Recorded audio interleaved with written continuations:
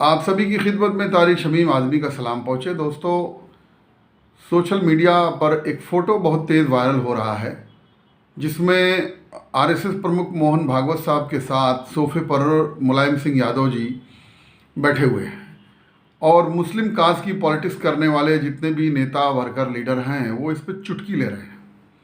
वो अपनी अपनी कौम की, अपने लोगों की हालत पर उनको कोई फिक्र नहीं है।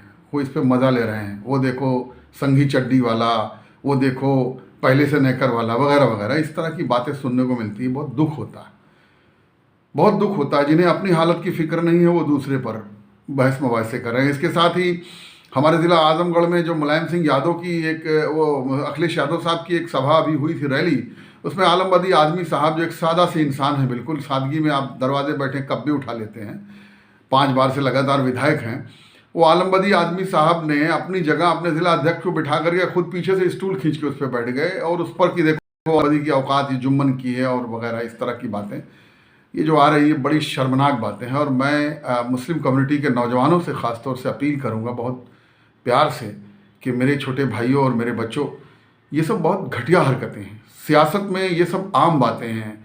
अगर आप किसी बड़े मनसब पे पहुंच जाओगे कल, तो आपको भी तमाम लोगों से मुलाकात करनी पड़ेगी। और मुलाकात अभी कल आज़म साहब और योगी आदित्यनाथ जी संसद में बाहें पकड़ करके एक दूसरे के मुस्कुराते हुए निकल रहे थे। ये कोई जंग थोड़ी छिड़ी हुई है। हर 5 साल में व्यवस्था परिवर्तन में अपनी अपनी हिस्सेदारी का मामला है। लेकिन आप लोगों की हरकतें इस तरह की, जैसे लगता है कि मुसलमान एक जंग ज़्यादा जुनूनी कौम है। ये जो बातें कहते हैं इसका मैसेज यही जाता है। मुल्क के जो हमारे पड़ोसी भाई हैं, बड़ी आबादी जिनकी है, उनमें यही मैसेज जाता है।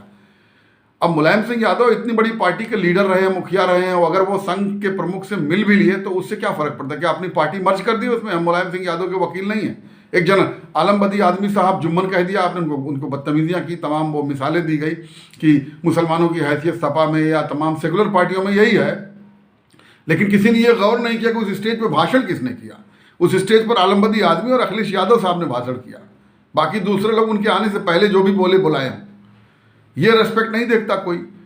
तो ये कुछ चीज़ें हैं, ये बहुत छोटी छोटी हरकतें हैं। और जो लोग बहुत दावा कर रहे हैं ना, हमने भी देखा है 20 साल एनएलपी की और कौमी एकता दल की सियासत करके कि जितने भी मुसलमान हमारे सड़कों पर चिल्ला रहे हैं, बहुत शोर मचाते हैं।